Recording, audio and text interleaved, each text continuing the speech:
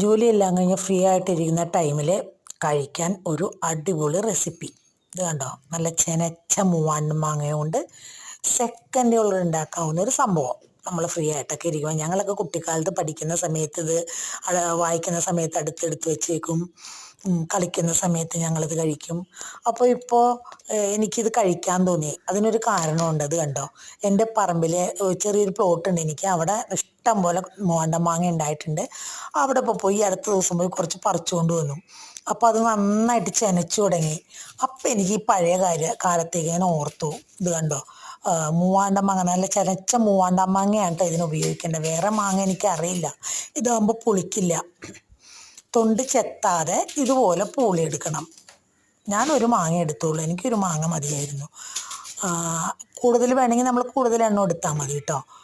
ഇത് അണ്ടിയുടെ അടുത്ത് ആ മാംസത്തിന് കുറച്ച് പുളി കൂടുതലായിരിക്കും, അതുകൊണ്ട് അത് ഞാൻ എടുത്തില്ല. ആ പൂളി, തൊണ്ടോടുകൂടി പൂളി, ആ പൂള് മാത്രം എടുത്തു. എന്നിട്ട് ഇതുപോലെ വരഞ്ഞു, നന്നായിട്ട് വരഞ്ഞിട്ട് ഇനി അത് കുനുകുനാന്ന് അരിയണം. നമ്മൾ ചെറിയ ഇതുപോലെ പെട്ടെന്നൊരു അച്ചാറൊക്കെ ഉണ്ടാക്കുന്ന ഈ എന്തെങ്കിലും വിശേഷം ഉണ്ടെങ്കിൽ തലേ ദിവസം ഞങ്ങൾ ഇങ്ങനത്തെ അച്ചാറുണ്ടാക്കും വീടുകളിൽ. കല്യാണത്തലേന്ന് അല്ലെങ്കിൽ വേറെ എന്തെങ്കിലും വിശേഷം ഉണ്ടെങ്കിൽ അതിൻ്റെ തലേ ദിവസം ഇങ്ങനെ ഉണ്ടാക്കും. അതിങ്ങനെ കുനുകുനാന്ന് അരിഞ്ഞിട്ട് അതെല്ലാം കൂടി നമ്മളതൊരു പാത്രത്തിലേക്ക് ഇടണം. അപ്പോൾ ഈ ഒരു മാങ്ങയാണ് ഞാൻ ആകെ എടുത്തുള്ളൂ എന്ന് പറഞ്ഞല്ലോ. അപ്പോൾ അതെല്ലാം ഞാൻ ഇതുപോലെ ചെറുതായിട്ട് ആ പൂള് എല്ലാം അരിഞ്ഞു. അത് എല്ലാം കൂടി നമ്മൾ ഇനി ഈ പാത്രത്തിലേക്ക് ഇട്ടിട്ട് നമുക്കിനി അധികം ഐറ്റം ഒന്നും വേണ്ട കേട്ടോ. അത്യാവശ്യം വേണ്ടത് ഉപ്പ്. എന്ത് കാര്യത്തിലാണ് നിങ്ങൾക്ക് അറിയാമല്ലോ. ആദ്യം വേണ്ടത് ഉപ്പ്, പിന്നെ കുറച്ച് മുളക് പൊടി വേണം. കുറച്ച് മുളക് പൊടി മതി, അത്രയും മതി ഇതിന്. ഈ ചെനച്ച മൂവാണ്ടൻ മാങ്ങ ഇതിന് ഒട്ടും പുളി ഉണ്ടാവില്ല, നേരെ മധുരം ഉണ്ടാവുകയും ചെയ്യും.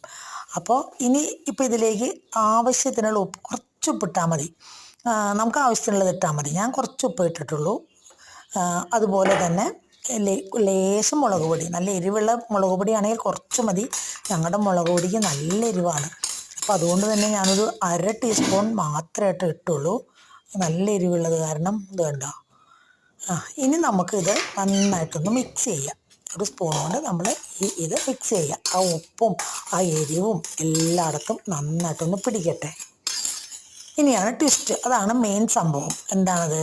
കുറച്ച് വെളിച്ചെണ്ണ ഒഴിക്കണം ഇതിലേക്ക്. കുറച്ച് വെളിച്ചെണ്ണ ഒഴിച്ചിട്ട് അതും കൂടി കൂട്ടി നന്നായി മിക്സ് ചെയ്ത് ആ വെളിച്ചെണ്ണയും ഉപ്പും മുളക് പൊടിയും കൂടി നന്നായിട്ട് ആ മാങ്ങയിൽ നന്നായിട്ട് പരലണം. അപ്പം അങ്ങനെ മിക്സ് ചെയ്ത് നന്നായി മിക്സ് ചെയ്ത് അത് കുറച്ച് നേരം നമ്മൾ വെച്ചിട്ട് വേണം അത് കഴിക്കാൻ. പക്ഷേ